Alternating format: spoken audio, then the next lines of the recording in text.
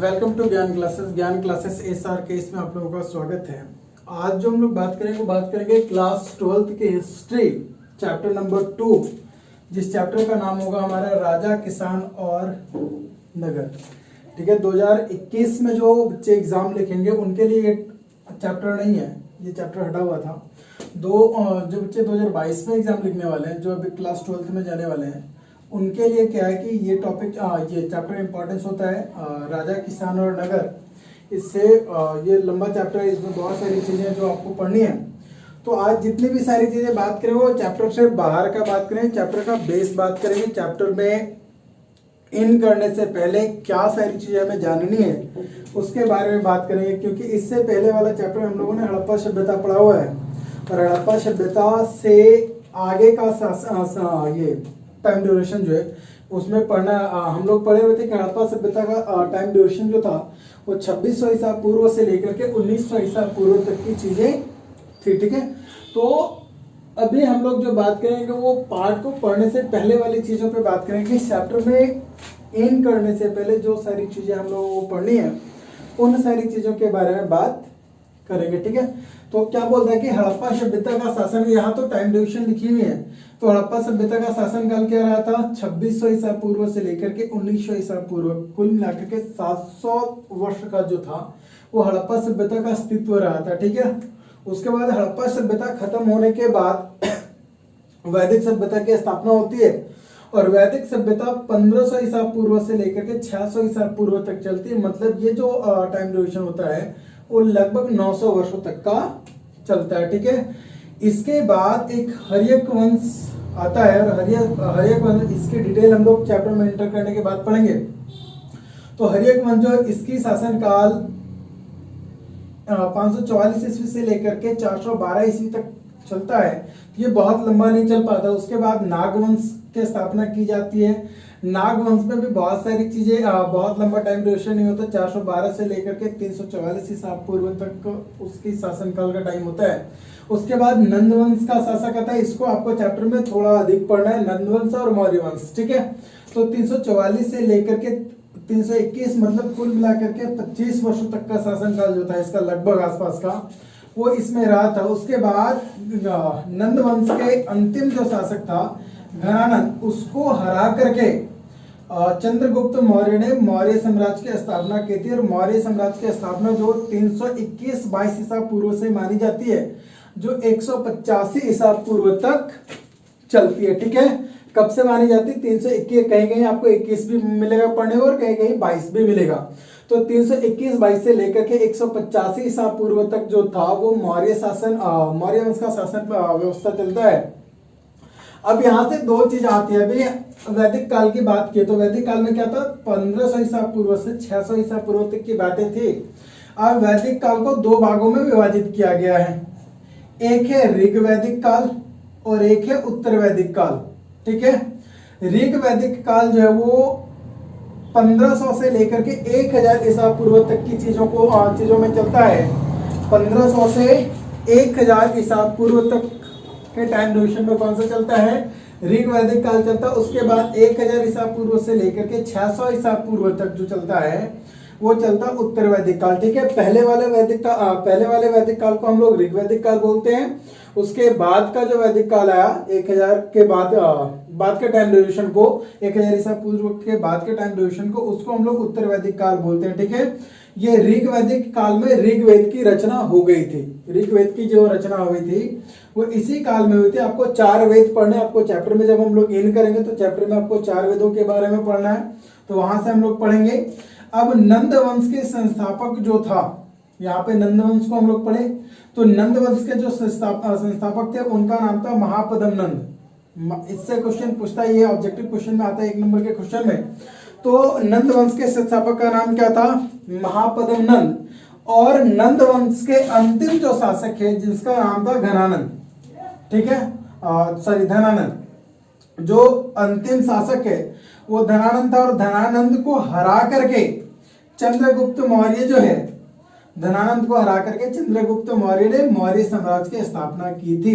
किसको, घनानंद को हरा करके चंद्रगुप्त मौर्य ने जो है वो मौर्य साम्राज्य की स्थापना करी थी। ठीक है, अब इस चैप्टर में कुछ महत्वपूर्ण बिंदुएं और हैं, उनके बारे में भी आपको जानना है। तो पहली चीज है क्या कि हड़प्पा सभ्यता के बाद कौन सा काल या कौन सी सभ्यता हमारे समक्ष आई। तो हड़प्पा सभ्यता के बाद वैदिक सभ्यता अपने अस्तित्व में आती है। ठीक है, वैदिक सभ्यता अपने अस्तित्व में आती है किसके बाद, हड़प्पा सभ्यता के बाद। ठीक है, हड़प्पा सभ्यता का टाइम ड्यूरेशन क्या था 2600 ईसा पूर्व से 1900 ईसा पूर्व। उसके बाद वैदिक काल की 1500 ईसा पूर्व से लेकर के 600 ईसा पूर्व की जो टाइम ड्यूरेशन है वो किसकी थी, वैदिक काल की। और 2600 से 1900 ईसा पूर्व की टाइम ड्यूरेशन किसकी थी, हड़प्पा सभ्यता की। ठीक है, उसके बाद हड़प्पा सभ्यता सॉरी ये वैदिक सभ्यता जो था वो आर्यों के द्वारा बसाया गया एक सभ्यता था। आर्य समाज जो है उसके द्वारा बसाया गया एक सभ्यता, वो उस सभ्यता का क्या नाम पड़ा, वैदिक सभ्यता। ठीक है, हम लोगों ने देखा हुआ था कि हड़प्पा सभ्यता जो एक नगरीय सभ्यता थी, शहरी सभ्यता थी, लेकिन वैदिक सभ्यता जो वो एक प्रकार का ग्रामीण सभ्यता था। ठीक है, क्या था, ग्रामीण सभ्यता था, यह एक नगरीय सभ्यता नहीं थी। ठीक है, अगली जो चीजें हैं वो वैदिक काल का, वैदिक सभ्यता का कार्यकाल क्या रहा ये तो आपको बता दिया गया। 1500 ईसा पूर्व से लेकर के 600 ईसा पूर्व तक की जो टाइम ड्यूरेशन रहा उस टाइम ड्यूरेशन को क्या बोला गया, वैदिक काल। ठीक है, अब यहां पे जिन लोगों ने वैदिक काल को स्थापित किया, तो वैदिक काल को स्थापित करने वाले लोग कौन थे, आर्य लोग।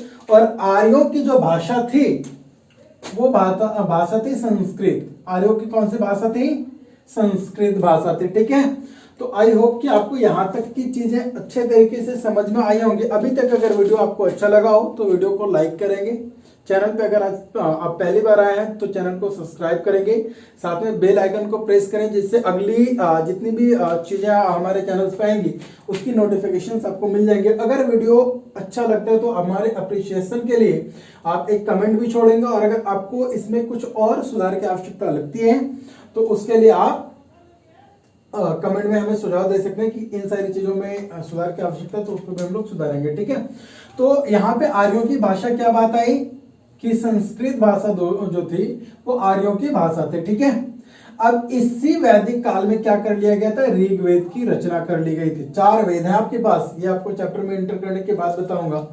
तो ये 4 वेद में सबसे पहला वेद जो है वो ऋग्वेद है। ठीक है, तो इसी वैदिक काल में ऋग्वेद की रचना कर ली गई थी। ऋग्वेद की रचना किसने करी, ये सारी चीजें हम लोग चैप्टर में पढ़ेंगे। अगली चीज क्या है कि यहाँ पे 2 लिपियां सामने आई थी, एक ब्राह्मी लिपि आया था और एक खरोष्टी लिपि आया था, और इन लिपियों को पढ़ना बहुत मुश्किल हो गया था, किसी ने पढ़ा नहीं था। तो 1830 के दशक में ईस्ट इंडिया कंपनी का एक अधिकारी था जिसका नाम था जेम्स प्रिंसेप। ठीक है, 1830 के दशक में ईस्ट इंडिया कंपनी के एक अधिकारी जिसका नाम था जेम्स प्रिंसेप, उसने ब्राह्मी और खरोष्टी लिपि का अर्थ निकाल लिया था।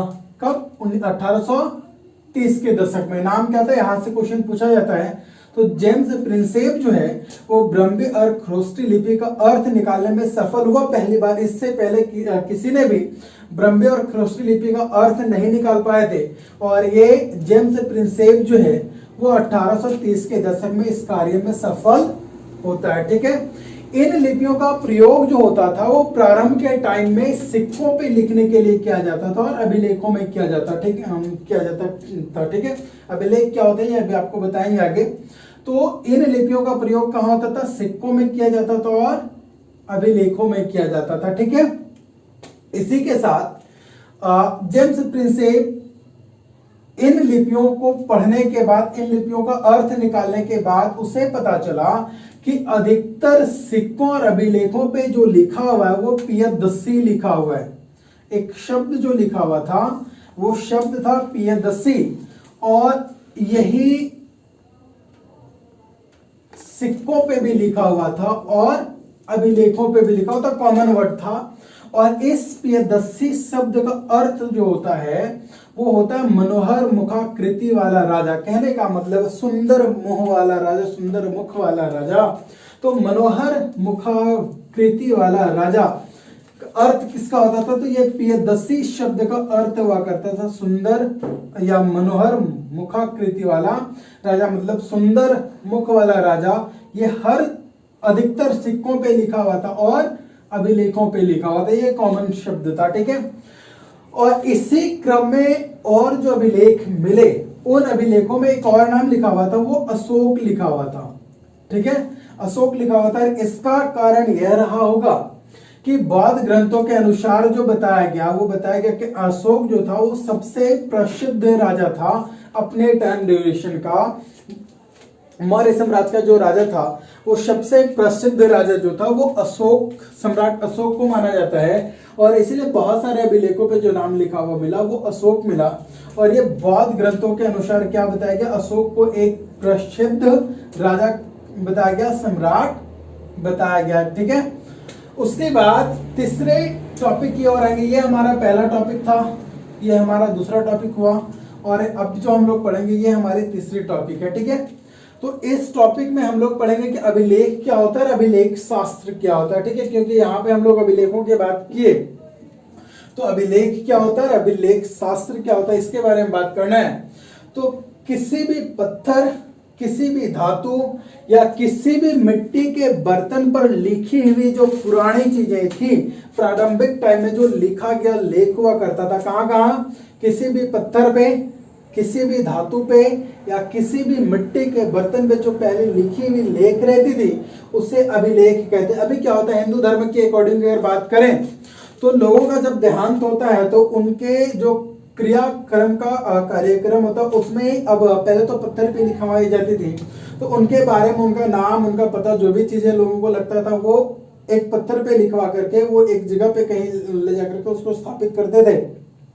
अब तो मार्बल वगैरह, ये ग्रेनाइट वगैरह पे लिखी जाती हैं, तो उस प्रकार की चीजें उस टाइम पे भी लिखी जाती थी, तो उसको अभिलेख कहते थे। क्या हो गया कि किसी भी पत्थर, किसी भी धातु या किसी भी मिट्टी के बर्तन पे लिखे गए लेख को क्या कहा जाता था, अभिलेख कहा जाता था, ठीक है।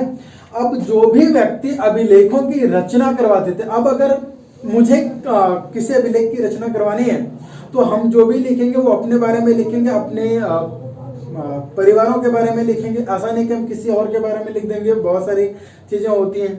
तो यहाँ पे क्या बोलता है कि जो भी व्यक्ति अभिलेख को बनवाते थे, कोई भी व्यक्ति जब अभिलेख को बनवाता था तो उनमें क्या होता था कि उसकी उपलब्धियों के बारे में लिखा जाता था और उनके द्वारा किए गए कार्य के बारे में लिखा जाता था और उनके विचारों को उस पर अंकित किया जाता था, ठीक है। अभिलेखों पर 3-4 चीजें ही लिखी जाती थी। पहले कि उनकी उपलब्धियां जो लिखवा रहा है, ठीक है। दूसरे, उनके द्वारा किए गए कार्यों के बारे में लिखवाया जाता था और उनके विचारों को प्रदर्शित इस अभिलेखों में किया जाता था, ठीक है। और अधिकतर अभिलेख जो हैं उनमें क्या लिखा होता था, तो राजाओं के कार्य लिखे होते थे कि राजा कौन कौन से कार्य किए, उनके विजय अभियान के बारे में लिखा होता था कि उसने कितना युद्ध लड़ा, कितने युद्धों को जीता, उसने किसको किसको हराया, किस प्रकार की युद्ध चली, वो लिखे होते थे। और धार्मिक संस्थानों को दिए गए दान के बारे में लिखा होता था, क्योंकि राजा लोग प्रारंभ के टाइम में बहुत सारे राजा लोग जो हैं वो धार्मिक संस्थानों को दान दिया करते थे। किसी भी धर्म के हों तो धार्मिक संस्थानों को दान दिया करते थे। उन दान के बारे में यहाँ पे लिखा जाता था। साथ में कुछ अभिलेखों में क्या होता था कि धार्मिक संस्थानों के निर्माण के बारे में भी बात आई है कि फलाने राजा ने इस धार्मिक संस्थान का निर्माण करवाया, तो इस प्रकार के अभिलेख भी मिले। प्राचीन टाइम में जो अभिलेख मिले उसकी भाषा प्राकृत होती थी, ठीक है। उसकी भाषा कौन सी भाषा होती थी, प्राकृत भाषा होती थी। हिंदी व्याकरण में आप लोगों ने पढ़ा हुआ होगा। प्राकृत भाषा जो थी वो आम लोगों की भाषा थी। किसकी भाषा थी, प्राकृत भाषा जो थी वो आम लोगों की भाषा थी। अगली चीज क्या होता है कि अब यहां तक हम लोग अभिलेख के बारे में जान गए कि अभिलेख क्या होता है ना। अब एक लाइन में हम लोग समझ जाएंगे कि अभिलेख शास्त्र क्या होता है। तो अभिलेखों के अध्ययन को हम लोग अभिलेख शास्त्र कहते हैं। हम लोग जानते हैं कि किसी भी चीज के अध्ययन को उस शास्त्र, जैसे हम लोग आर्थिक चीजों का अध्ययन करते हैं तो उसको अर्थशास्त्र कहते हैं। इतिहास के बारे में बात करते हैं तो इतिहास शास्त्र कहते हैं। कहने का मतलब है कि जब भी हम लोग किसी भी अभिलेख के बारे में अध्ययन करते थे, जिन क्षेत्र में, जिस शास्त्र में अभिलेखों का अध्ययन किया जाता था उसे अभिलेख शास्त्र कहा जाता था। ठीक है, तो ये था हम लोग चैप्टर में इंटर करने से पहले की चीजों को पढ़े। तो ये इस वीडियो का, इस चैप्टर का फर्स्ट पार्ट रहेगा। इसके बाद लगभग 4 पार्ट और इस चैप्टर में बनेंगे, तो वो आप लोग उसके लिए थोड़ा सा आपको वेट करना पड़ेगा। 1-2 दिन में वो सारी चीजें भी आ जाएगी। अगर अभी तक आपको आपने अभी तक वीडियो को वॉच किया तो जाहिर सी बात है कि आपको अच्छी लगी होंगी, तभी इतना देर तक वॉच किए हैं। तो ठीक है, अगर आपको अच्छी लगी तो वीडियो को लाइक करिएगा, शेयर करिएगा दोस्तों के साथ, और चैनल पे अगर नए हैं तो सब्सक्राइब जरूर कर लीजिएगा, बेल आइकन ऑन करिए, और हमारे अप्रिसिएशन के लिए आप एक कमेंट जरूर करेंगे इसमें। ठीक है, और अगर किसी भी चीज में समझ में नहीं आया तो आप कमेंट कर सकते हैं, वो आपको समझा दिया जाएगा। ठीक है।